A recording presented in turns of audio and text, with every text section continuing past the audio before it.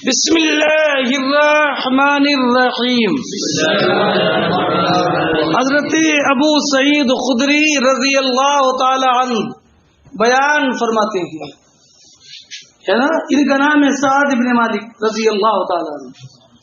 یہ بیان فرماتے ہیں کہ حضرت مولا علی مرتضی رضی اللہ تعالی عنہ کو سرکار نے یمن بھیجا تھا، تو یمن سے انہوں نے خراج کا ایک کچے سونے کا ایک ٹکڑا بھیجا. سونے کا درخت نہیں ہوتا بیٹا، یہ معدنی چیز ہے، یہ ہے نا، معدنی چیز ہے یہ. تو کچا سونا وہ ہوتا ہے کہ کان سے نکلتا ہے اور ابھی اس کی مٹی بھی صاف نہ کی گئی ہو، اسے بولتے ہیں تبر، کچا سونا. جب یہ آیا تو حضور نبی کریم علیہ الصلوۃ والسلام نے 4 شخصوں کو دیا. اس کو ایک شخص جو تھے وہ ہیں اقرع بن حابس، ایک زید خیل. خیل ان کو کہا جاتا ہے اس لیے کہ یہ عمدہ گھوڑے پالتے تھے، تو عمدہ گھوڑے پالنے کی وجہ سے نامی ہو گیا کیا، زید خیل.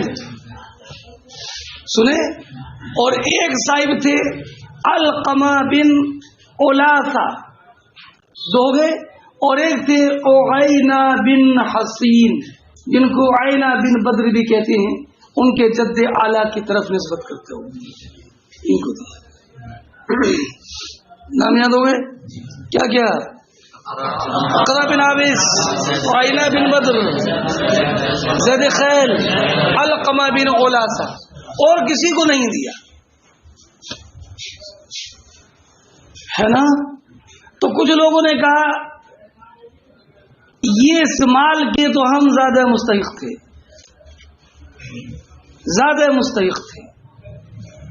تو اب حضور نبی کریم علیہ الصلوۃ والسلام نے فرمایا الا تأمنونی وانا امین من فی السماء، کیا تم مجھے امین نہیں سمجھتے حالانکہ میں اس ذات کی وحی کا امین ہوں جو ذات کے آسمانوں کی مالک ہے. آسمان سے میرے پاس جبریل امین وحی لے کر آتے ہیں. تو ایک شخص نے کہا، یہ تھا ذوالخویصرہ تیمی، رأس المنافقین. اس کے حدیث میں 4 اوصاف کا ذکر ہے. پہلے اس کی صفت تھی خائر العینین، آنکھیں بالکل اندر کو دھسی تھیں،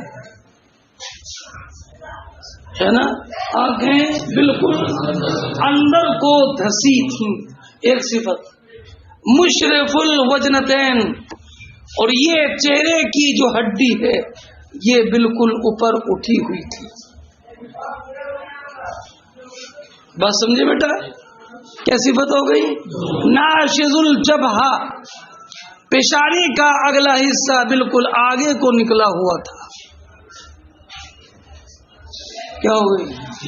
کس اللحیہ، داڑھی کے بال بڑے گھنے تھے. کیا ہو گئی؟ معلوق الراس، بولو، سر کے بال اس نے منڈوا رکھے تھے. کیا ہو گئی؟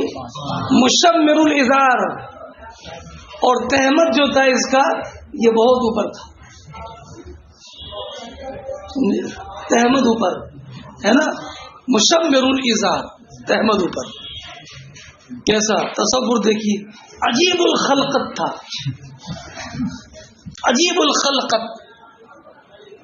اس نے حضور نبی اکرم علیہ الصلوۃ والسلام کی بارگاہ میں عرض کی، یا رسول اللہ اتق اللہ،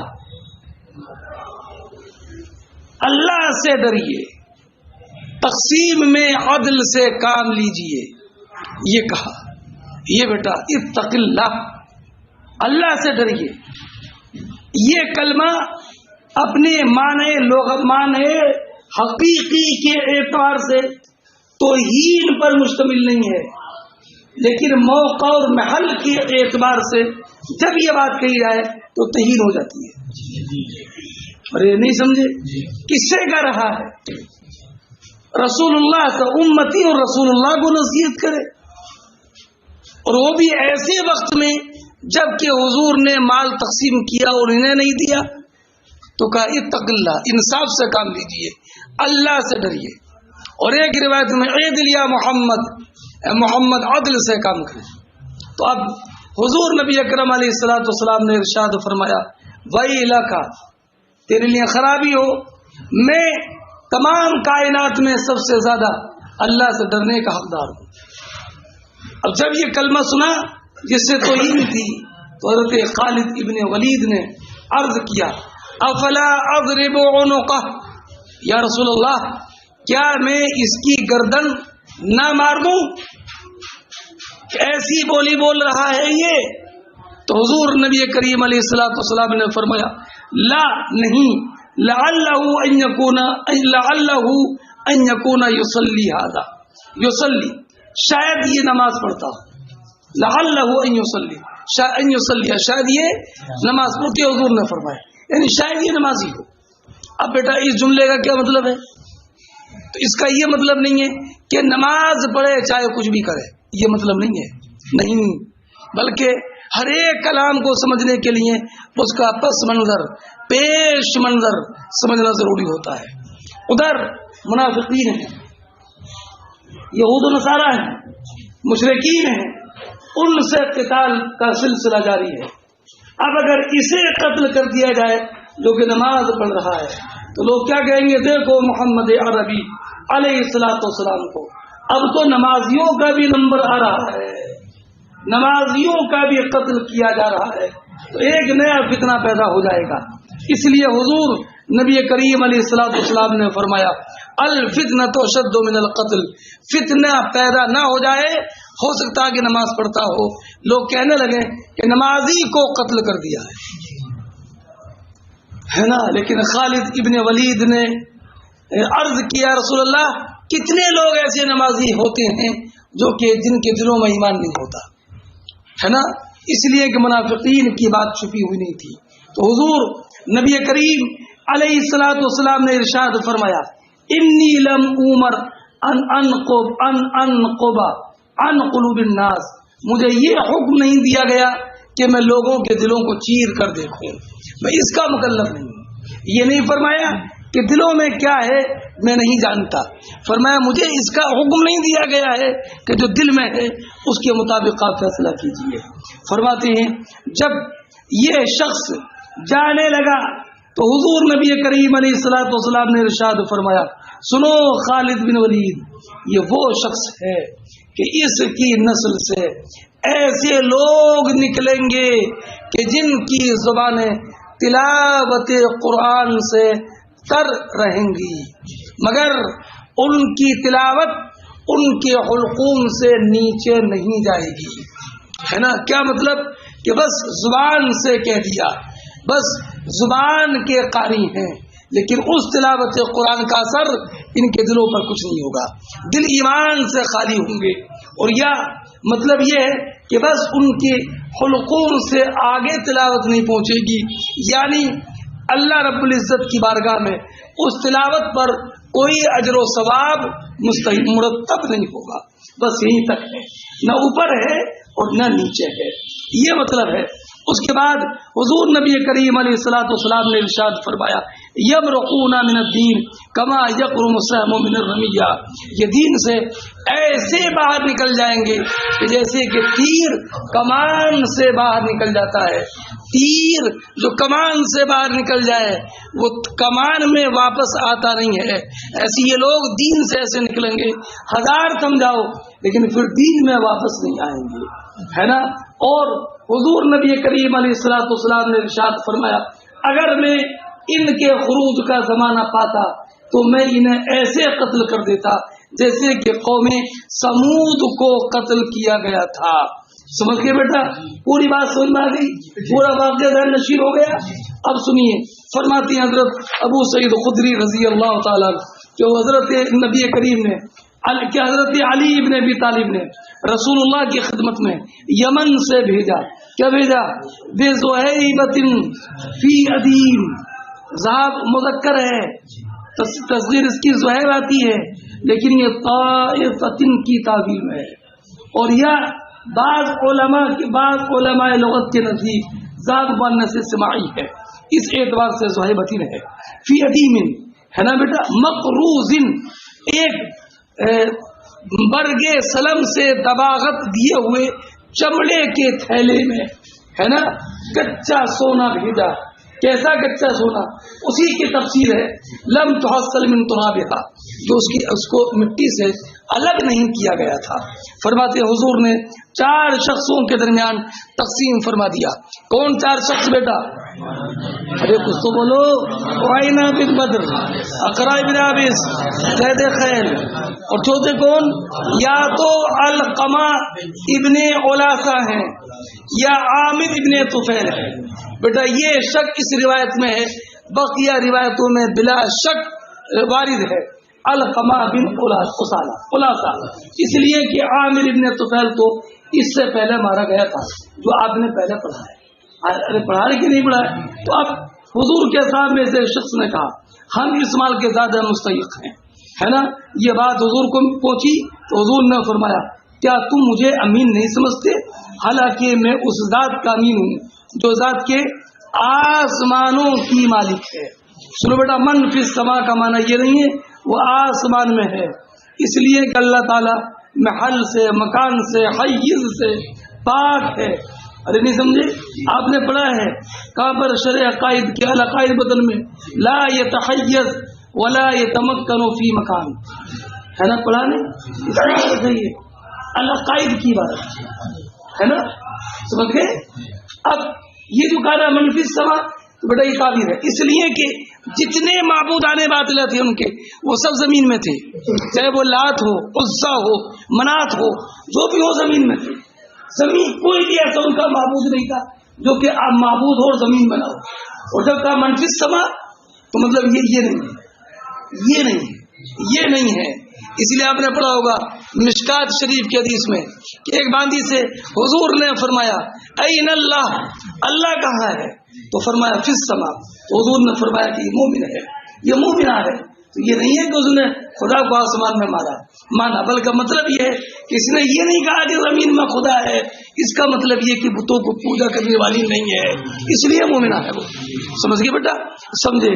फरमाती हैं, फरमाया यादीन खबर समाए सबाहन व मसा, मेरे पास तो सुबह शाम आसमान की खबर आती हैं। एक शख्स खड़ा हुआ, अल्लाह अकबर कबीरा, इसका औसाफ रजीला देखिए क्या, गायरुल ऐनैन मुशरफुल वजनतैन नाशिजुल जबहा कसुल लहया महलूकुर रास मुशम्मिरुल इज़ार, अल्लाह अकबर कबीरा, है ना।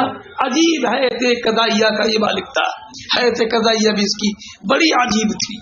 फरमाते हैं इसने कहा या रसूल अल्लाह इत्तक़िल्लाह, हुज़ूर ने फरमाया वैलका अवलस्तु हक़्क़ अहलिल अर्द अन यत्तक़िल्लाह, जब मैं अल्लाह रब्बुल इज़्ज़त से डरने के लिए सारी कायनात में सबसे ज्यादा हकदार नहीं हूँ।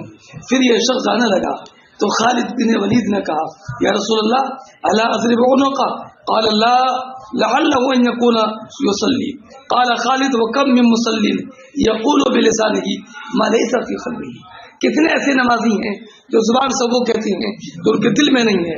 तो फिर हुजूर ने फरमाया इन्नी लम उमर अन अनक़ुब अन क़ुलूबिन नास, मैं इसका मुकल्लफ नहीं हूँ कि मैं लोगों के दिलों को चीरूं या उनके शिकमों को चीरूं।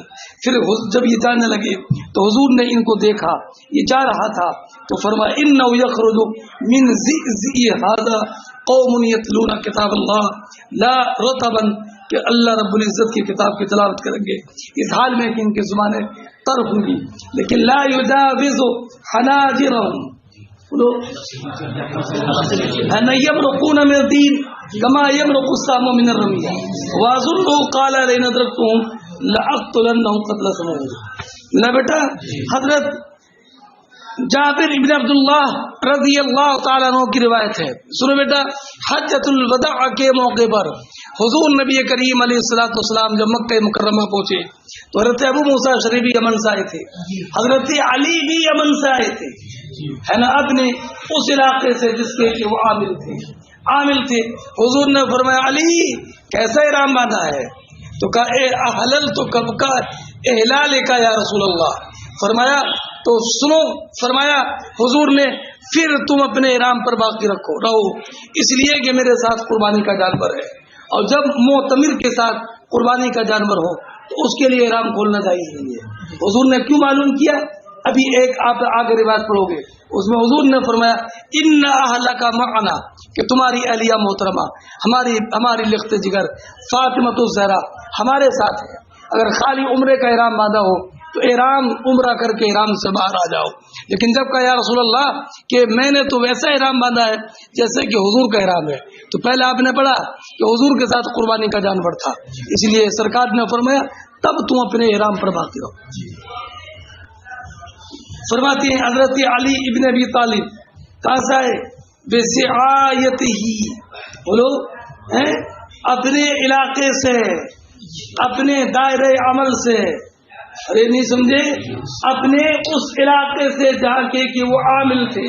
حضور نے فرمایا تو حضور نے کیا بیٹا, حضور نے علی کو حکم دیا ان یقیم علی احرامہ.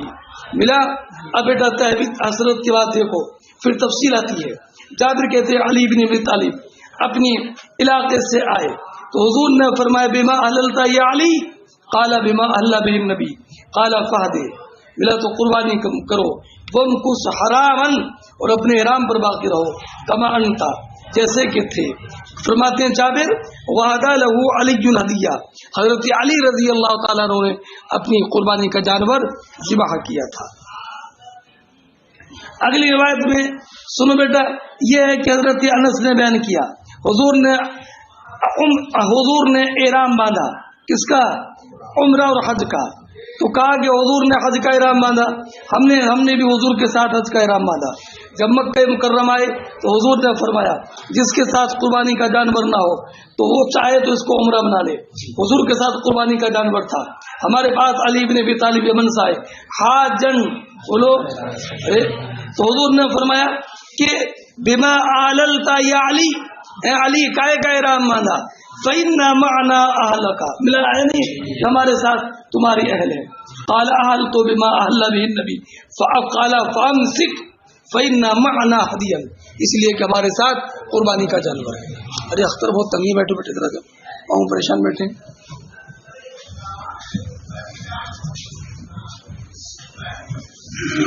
فرماتی ہیں آگے دیکھو بیٹا, باب غزوۃ ذی الخلصہ. سنو, حضرت جریر ابن عبداللہ بجلی رضی اللہ تعالیٰ عنہ ماہ رمضان میں حضور کے وصال سے 6 مہینے پہلے جناب اسلام لے کر کے آئے. یمن میں ایک بت خانہ تھا جس کو کعبہ یمانیہ بھی کہتے تھے, اس کا نام تھا جناب ذو الخلصہ. اس میں معبودان باطلہ تھے, اور یہ جناب بت کدا بے شمار لوگوں کی گمراہی کا باعث تھا. حضرت جریر ابن عبداللہ بجلی سے کہا, اب جو جریر ہماری آنکھوں کو ٹھنڈک پہنچانا چاہو تو ذو الخلصہ جو بت کدا ہے اس کو تم تہس نہس کر دو. فرماتے ہیں پھر کیا تھا, میں 150 اپنے قبیلہ احمس کے گھوڑ سوار لوگوں کے ساتھ گیا, لیکن میرا عالم یہ تھا کہ میں گھوڑے پر بیٹھ نہیں پاتا تھا. میں نے کہا یا رسول اللہ یہ خدمت تو انجام دوں گا, لیکن مجبوری یہ ہے کہ میں گھوڑے پر بیٹھ نہیں پاتا. پھر کیا تھا, حضور نے ایک ہاتھ حضرت جریر ابن عبداللہ بجلی کے سینے پر یوں مارا, ہے نا, اتنی زور سے مارا. فرماتے ہیں کہ میرے سینے پر حضور کے دستے مبارک کے نشان بن گئے, اور اس کے بعد دعا فرمائی اللہم اجعلہ ہادیا مہدیا, یا اللہ وثبت, یا اللہ ان کو ہادی اور مہدی بنا دے. فرماتے ہیں پھر کیا تھا, پھر تو میں گھوڑے پر اس طریقے سے بیٹھتا کہ لوگ رش کرتے اور کہتے کہ گھوڑے پر بیٹھنا اگر سیکھنا ہو تو جریر ابن عبداللہ بجلی کو گھوڑے پر سوار ہو کر فرماتے ہیں پھر کیا تھا, جب میں گیا تو جانے کے بعد میں نے ذو الخلصہ کو ایسا تہس نہس کیا کہ اس میں آگ لگا کر کے اس کی صورت ایسی کر دی جیسے کہ خارش زدہ اونٹ ہوتا ہے. خارش زدہ اونٹ سمجھتے ہو بیٹا؟ اس پر جگہ جگہ کالے پن کے نشان بن جاتے ہیں. اور فرماتے ہیں پھر میں نے حضرت ابو ارطاد کو حضور کی خدمت میں بھیجا. کہا جاؤ جلدی جاؤ حضور کو خوشخبری سنا دو کہ میں نے ذوالخلاصہ کو تہس نہس کر دیا ہے. فرماتے ہیں ابھی میں جناب یمن ہی میں تھا کہ دیکھا کہ ایک شخص تیر کیا پاسے کے تیر نکال رہا تھا. میلہ لگا ہوا تھا کیا؟ ارے سمجھ گئے وہی پاسے کے تیر لوگ نکال لیتے. ہمارے نام کا تیر نکالنا تو نکال رہا تھا. افعل لا تفعل اخرج لا تخرج لا حرج لا باس علیک. میں لگا ہوا تھا. لوگ جو مسافرین سفر کرنے والے تھے اسی کے پاس آ رہے تھے. ایک صاحب نے کہا یہ اپنی دکان بند کر لے. رسول اللہ کے قاصد یہاں پر آئے ہوئے ہیں, اگر وہ آ گئے تو پھر تیری خیر نہیں ہے. وہ اس سے یہ کہہ ہی رہے تھے کہ جریر وہاں کھڑے تھے. پہنچ گئے جریر تو فرمایا جلدی بتا یہ توڑ کر کے کلمہ پڑھتا ہے کہ نہیں, ورنہ تجھے میں قتل کر دوں گا.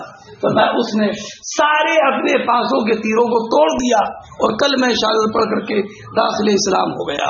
یہ حضرت جریر ابن عبداللہ بجلی رضی اللہ تعالیٰ عنہ ہیں جن کے لیے حضور نے دعا فرمائی تھی. اب بیٹا دو حدیثیں ہیں, میں نے دونوں کو ملا کر ترجمہ کر دیا ہے. اس کو کعبہ یمانیہ بھی کہا جاتا تھا ہے نا, کیوں؟ اس لیے کہ یمن میں تھا ہے نا. اور یہ اس کو کعبہ کہنا, یمانیہ کہنا, یہ کعبہ مقدسہ کے مقابلے میں تھا. حالانکہ حضور نے فرمایا اس کو کعبہ یمانیہ کہا جاتا ہے. والکعبۃ الشمالیہ, اور کعبہ تو کعبہ شامیہ ہے. کیا کعبہ یمانیہ کہا جاتا ہے. حالانکہ کعبہ تو ایک تشریح, اور ایک تشریح ہے اس کو کعبہ یمانیہ بھی کہا جاتا اور کعبہ شامیہ بھی کہا جاتا. دونوں اسی کو کہا جاتا, سمجھے؟ کعبہ یمانیہ تو اس لیے کہ یمن میں تھا, اور کعبہ شامیہ اس لیے کہ اس کا دروازہ ملک شام کی طرف تھا, اس لیے کعبہ شامیہ بھی. دونوں گویا کہ اسی کے نام ہو جائیں گے. فرماتے ہیں جناب یہ باب ہے غزوہ ذی الخلصہ. فرماتے قیس ابن ابی حازم جریر ابن عبداللہ بجلی سے روایت کر کے کہ جاہلیت میں ایک گھر تھا جس کو ذو الخلصہ اور کعبہ یمانیہ کہا جاتا اور کعبہ شامیہ کہا جاتا. ترجمہ سمجھ گئے؟ اور یہ ترجمہ یہ کرو, اسے ذو الخلصہ کہا جاتا اور کعبہ یمانیہ کہا جاتا. حال یہ ہے کہ کعبہ تو شامیہ ہے. سمجھ گئے نہیں؟ دونوں ترجمہ سمجھ گئے. فرماتے ہیں مجھ سے حضور نے فرمایا کیا تم مجھے ذو الخلصہ سے راحت نہیں پہنچاؤ گے؟ تو میں اپنے 150 شہ سواروں کے ساتھ گیا. ہم نے اس کو توڑ دیا اور ہم نے اس کے پاس ایک شخص کو پایا جس کو ہم نے قتل کیا. فرماتے اس کے بعد ہم نے ان کو قتل کیا جو ہم نے ان کے پاس پائے. فرماتے اس کے بعد میں حضور کے پاس آیا فاخبرتہ, تو میں نے حضور کو بتایا. فدعا لنا ولاحمس, ارے حضور نے فدعا لنا ہمارے لیے دعا کی اور قبیلہ حمس کے لیے دعا کی. فرماتے ہیں قیس ابن ابی حازم مجھ سے جریر نے کہا کہ مجھ سے حضور نے فرمایا الا تریحنی من ذی الخلصہ, اور یہ قبیلہ خثعم میں ایک گھر تھا جس کو کعبہ یمانیہ کہتی. تو میں قبیلہ حمس کے ہے نا 150 شہ سواروں کے ساتھ چلا اور وہ سب گھوڑے کی سواری کے ماہر تھے. وَكُنْتُ لَا أَثْبُتُ عَلَى الْخَيْرِ, اور میں گھوڑے پر جم کے نہیں بیٹھ پاتا تھا. تو حضور نے میرے سینے میں ہاتھ مارا یہاں تک کہ میں نے حضور کی انگلیوں کا اثر اپنے سینے میں دیکھ لیا. فرمایا حضور نے فرمایا اللہم ثبتہ واجعلہ ہادیا مہدیا. فانطلق الیہا فکسرها وحرقها ثم بعث الى رسول اللہ, پھر رسول اللہ علیہ الصلوۃ والسلام کی طرف بھیجا ایک قاصد کو. کیا نام تھا ان کا؟ ارے ابو ارطاد. تو جریر کے قاصد نے کہا قسم اس ذات کی جس نے آپ کو حق کے ساتھ مبعوث کیا, میں آپ کے پاس اس حال میں آیا کہ میں نے اس کو ایسے بنا کر چھوڑ دیا کانہا جمل اجرب, گویا کہ وہ خارش زدہ اونٹ ہے. فرماتے ہیں فبارک فی خیل حمص ورجالها, تو حضور نے قبیلہ حمص کے گھوڑ سوار اور پیادہ سب کے لیے دعا کی. کتنی مرتبہ دعا کی بیٹا؟ 5 مرتبہ دعا کی. ملا بیٹا.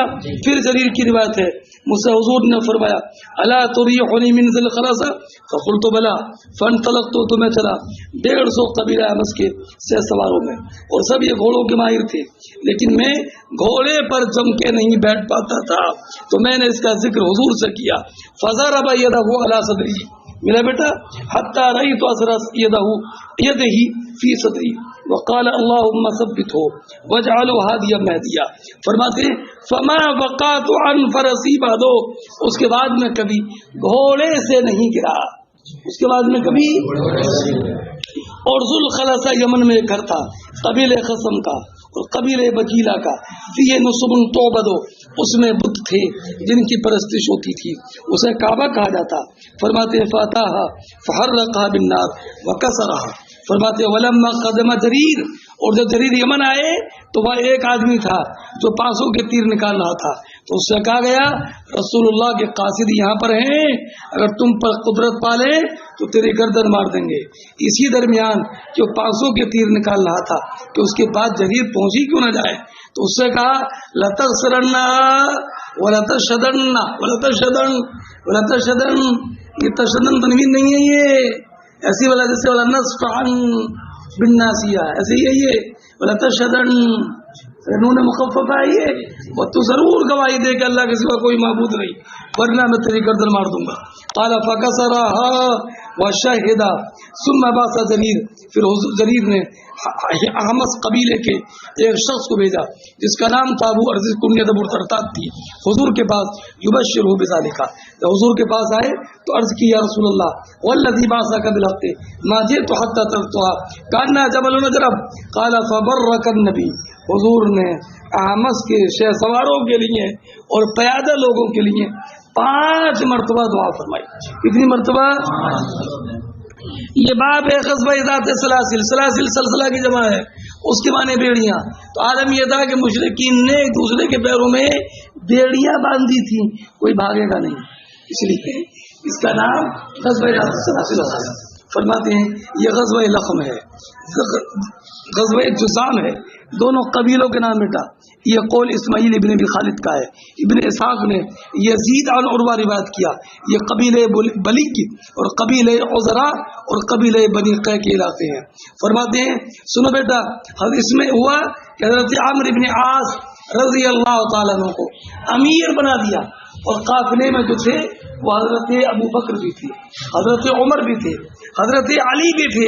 تو عامر ابن عاص کے دل میں یہ بات آئی شاید میرا مقام سب سے بلند ہے حضور سے کہلوا لیتے ہیں. حضور کی بارگاہ میں پہنچے عرض کی یا رسول اللہ من احب الناس الیک. یا رسول اللہ ناس میں آپ کو سب سے زیادہ پسند کون ہے؟ تو فرمایا عائشہ. فرمایا حضور من الرجال قال ابوها قال ابوها. فرماتے میں نے کہا ثم من اس کے بعد کون؟ کہا عمر. اس کے بعد کون؟ تو رسول نے پھر نام لیے. اس کے بعد کون پھر نام لیے. فرماتے پھر میں خاموش ہو گیا کہ ایسا نہ ہو کہ میرا نمبر سب سے آخری سب سے. فرماتے اس سے معلوم ہوا کسی کام پر مقرر کرنے کا مطلب یہ نہیں ہوتا ہے کہ وہ سب سے افضل ہے. فرماتے ہیں جناب رسول اللہ نے عمرو بن عاص کو جیش ذات سلاسل پر امیر بنایا. تو فرماتے ہیں عمرو بن عاص کے حضور کے پاس آیا کہ ایُّ الناس احب الیک. قالت عائشہ. قلت من الرجال قال ابوها. قلت ثم من قال عمر. فعد رجالا فسكت مخافة ان يجعلني في آخره. بیٹا سمجھ گئے نہیں؟ اب سنو بیٹا یہ بات ہے اس بارے میں کہ حضرت جریر ابن عبداللہ بجلی یمن تشریف لے گئے تھے. یمن کس کام کے لیے بیٹا؟ یہ اگلا سفر ہے. یہ یمن کا سفر اگلا ہے تبلیغ اسلام کے لیے ہے اور یہ حضور کے وصال کے کچھ دن پہلے تھا. اور یمن میں بڑے مشہور 2 شخص تھے. ایک کا نام تھا ذا کلع اور ایک کا نام تھا ذا عمر. ذو کلع اور ذو عمر یہ بڑے یمن کے ماہر تھے. یمن کے ماہر معزز باثر موقر مشہور لوگوں میں تھے دونوں ذو کلع اور ذو عمر. ان دونوں سے ملاقات ہوئی. انہوں نے انہیں تبلیغ اسلام کی اور تبلیغ اسلام کے بعد میں ذو امر نے کہا تھا جریر سنو، اگر تم اس جس نبی کی بات کر رہے ہو تمہاری بات میں دم ہے اور بات صحیح ہے تو میں تمہیں بتا رہا ہوں ان کے انتقال کو 3 دن گزر چکے ہیں. ان کے اب بیٹا یہ کیسے کہہ دیا انہوں نے کہ اس کے بیٹا کئی جواب نہیں ہمارے علماء نے. یا تو انہوں نے کتب قدیمہ میں ہے تو انجیل میں حضور کی صفات جو پڑھی تھی اور حضور کے جو حالات پڑھے تھے اس میں یہ تھا کہ جب یہ حالات ہو جائے تو ان کا وصال ہو جائے گا. اور یہ کائن تھے سنے دور جاہلیت میں تو اس سے بتایا. اور یا انہوں نے اسلام قبول کر لیا تھا اور اسلام کے بعد میں اللہ نے محدث بنا دیا تھا. جانتے ہو محدث کہ جس کے دل میں القائی طور پر ایسی بات آ جائے، اصطلاحی لفظ ہے، سمجھ گئے. تو آپ فرماتے ہیں کہ پھر جب جانے لگے تو یہ دونوں بھی ساتھ چلے. ابھی راستے ہی میں تھے اور مدینہ منورہ سے کچھ قافلے ملے ان کو آنے والے. بتاؤ کیا حال ہے مدینہ منورہ کا؟ تو کہا حضور کا وصال تو 3 دن پہلے ہو گیا ہے اور ان کے بعد ابو بکر کو خلیفۃ المسلمین مقرر کر لیا ہے اور سب لوگ ان کی خلافت پر متفق ہو گئے ہیں. تو یہ بھی دونوں ساتھ تھے. کون؟ ذو عمر اور ذو کلا. تو کہنے لگے بس جاؤ تم ہمارا ابو بکر صدیق سے سلام کہنا، انشاءاللہ پھر ہم آئیں گے. اور کہا جریر تمہارا ہم پر بڑا احسان ہے کہ تمہاری وجہ سے ہم کو کلمہ اسلام میں اثر آیا ہے. میں تمہیں ایک کام پتے کی بات بتاتا ہوں. کیا بات؟ کہا سنو، جب تک اہل عرب باہمی مشورے سے اپنا امیر منتخب کرتے رہیں گے کامیاب رہیں گے، اور جب امیر کا انتخاب تلوار کے بل پر ہوگا، تلوار کی قوت پر ہوگا، تو پھر ان کا شرازہ منتشر ہو جائے گا. پھر یہ خلیفہ نہیں رہیں گے بلکہ بادشاہ ہوں گے. کسی بات پر بادشاہ کی طرح راضی ہوں گے اور کسی بات پر بادشاہوں کی طرح ناراض ہوں گے. یہ حضرت ذو عمر نے بتایا. میں بلا کسی تفصیل و تحلیل کے آپ کو دعوت دیتا ہوں کہ آپ تاریخ اسلام کا مطالعہ کیجیے اور اس ضابطے پر آپ دیکھیے تو بلا شبہ جب تک وہی معاملہ رہا کہ خلافت مسلمین کا انتخاب باہمی مشورے سے رہا، اسلام تیزی کے ساتھ بلکہ دریا کی لہروں سے بھی زیادہ تیزی کے ساتھ افق عالم پر نمودار ہوتا رہا. اور جب زور تلوار کا آیا تبھی سے مسلمانوں کی جو عروجی طاقت تھی وہ سوال پذیر ہونا شروع ہو گئی. اللہ رب العزت اسلام کو مزید ترقی سے سرفراز فرمائے. فرماتے جریر میں یمن میں تھا، اہل یمن کے 2 شخصوں سے میری ملاقات ہوئی. کس سے بیٹا؟ ذو کلا اور ذو عمر سے. تو میں ان کو رسول اللہ کے بارے میں بتانے لگا تو ذو عمر نے مجھ سے کہا اگر وہ بات جو تم اپنے ساتھ اپنے صاحب کا امر ذکر کر رہے ہو سچ ہے تو ان کی موت پر تو 3 دن گزر گئے. وہ میرے ساتھ آئے یہاں تک کہ جب بعض راستے میں تھے تو ہماری طرف مدینہ منورہ کی طرف سے آنے والا قبیلہ نمودار ہوا. تو ہم نے معلوم کیا تو قبض رسول اللہ واستخلف ابو بکر والناس صالحون فقال اخبر صاحبك ہم ان قد جینا، ہم گویا کہ ان کی بارگاہ میں آ گئے، یا قد اجبنا ہم نے دعوت اسلام قبول کی اور انشاءاللہ ہم بعد میں آئیں گے. ورجع الى الیمن بولا بیٹا ارے ملا. تو میں نے ابو بکر صدیق کو ان کی بات بتائی تو انہوں نے کہا افلا جئت بہم، انہیں لے کر کیوں نہیں آئے؟ اس کے بعد مجھ سے ذو عمر نے کہا اے جریر ان بک علی کرامت، بے شک تمہاری وجہ سے مجھ پر ایک احسان ہے. میں تمہیں ایسی خبر دیتا ہوں کہ تم عرب کی جماعت خیر میں رہو گے جب تک تمہارا عمل یہ رہے کہ جب کوئی امیر ہلاک ہو جائے تو تم دوسرے میں آپس میں مشورہ کرو، اور جب انتخاب تلوار سے ہوگا تو بادشاہ بن جائیں گے. یغضبون غضب البلوغ ویرضون رضا البلوغ. باب غزوت سیس البحر، یہ باب اس بارے میں کہ جناب سمندر کے ساحل کا غزوہ، اور یہ قریش کے جناب قافلے کی تلاش میں گئے تھے. ان کے امیر تھے حضرت ابو عبیدہ ابن جراح رضی اللہ تعالیٰ عنہ. ان کا بیٹا عجیب عالم تھا. جابر ابن عبداللہ کہتے ہیں کہ عالم یہ تھا کہ ہم سمندر کے کنارے پر تھے، قریش کے قافلوں کا تعاقب کر رہے تھے اور بالکل زاد راہ ختم ہونے کے قریب تھا. تو ابو عبیدہ ابن جراح نے سارے قبیلے کا جو بھی زاد تھا سب جمع کر لیا. تو 2 تھیلے چمڑے کے کھجور اکٹھا ہوئی. اور حضرت جابر فرماتے ہیں حضرت ابو عبیدہ ابن جراح ہمیں وسیم تھوڑا تھوڑا کھانے کے لیے دیتے تھے. 1 کھجور دے دی، 2 کھجوریں دے دی، जाबिर इब्न अब्दुल्लाह से मालूम किया इसमें तुम्हारा क्या भला होता होगा। फरमाते हाँ इससे क्या भला होता था ये जब मालूम हुआ जब ये भी खत्म हो गई तो मालूम हुआ कि कितने काम की थी। उसके बाद बेटा क्या हुआ, अल्लाह हम बिल्कुल कमजोर हो गए तो अल्लाह ताला ने एक मछली समंदर से हमें अता फरमाई जिसको अंबर कहा जाता है। हमने वो 18 दिन खाई, एक रिवायत में 15 दिन खाई और एक रिवायत में ये कि जनाब 1 महीने खाई। सही बात ये कि 18 दिन खाई। जिन्होंने 3 कसर कर दी 3 की उन्होंने 15 की रिवायत की है और जिन्होंने कसर को मुकम्मल किया उन्होंने 1 महीने की रिवायत की है। 1 माह तक खाते रहे। फिर क्या था बेटा, साबत अलैना जसामुना, हमारे जिस्म पहले की तरफ फरमा हो गए। और फिर उस मछली का आलम क्या था, इतनी ऊंची मछली थी कि जब उसकी पसली की हड्डियों को यूं खड़ा किया गया, यूं यूं, अरे सुना हड्डी समझते हो ना, पसली। आलम ये था कि जब हम में जो सबसे बड़ा लंबा आदमी था उसको ऊंट पर खड़ा करके गुजारा गया तो दोनों पसलियों के दरमियान से बआसानी गुजर गया, है ना। इतनी लंबी पसली थी, क्या थी, अंबर। हम जब मदीने मुनव्वरा वापस आए तो हमने हुजूर से जिक्र किया, फरमाया हादा रिज़्क़ुन रज़क़कुमुल्लाहु तआला, ये वो रिज़्क़ है जो अल्लाह ताला ने तुम्हें अता फरमाया, कुछ बचा हुआ है तो लाओ। तो फरमाते हमने हुजूर की खिदमत में पेश किया तो हुजूर ने उससे तनावुल फरमाया। इससे मालूम हुआ कि समंदर की मछली, समंदर नहीं बेटा मछली तो पानी में रहती है, उसका जो अगर मरी हुई मिल जाए तो भी हलाल है। इसलिए कि हुजूर ने फरमाया 2 मुर्दे हमारे लिए हलाल है, कौन कौन, टिक्की और एक मछली। फरमाती हैं हजरत जाबिर इब्न अब्दुल्लाह के हुजूर ने एक लश्कर साहिल की तरफ भेजा, उनका अमीर अबू उबैदा इब्न जर्राह को बनाया। ये 300 लोग थे, हम बाद रास्ते में थे कि ज़ाजरा खत्म हो गया। हजरत अबू उबैदा ने लश्कर के अज़वाद को जमा करने का हुक्म दिया तो खजूर के 2 थैले भरे। हमको काना युवक्कितुना, हमें या यकूतुना या काना कूतना हमें वो देते थे खाने के लिए हर दिन थोड़ा थोड़ा, यहाँ तक कि जब खत्म होने लगा तो हमें सिर्फ एक खजूर पहुँचती थी।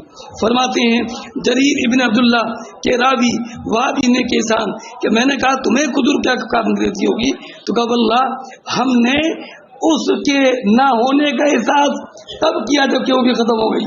फिर हम समंदर की तरफ गए तो एक मछली थी पहाड़ी की तरह, कौम ने उसको 18 दिन तक खाया।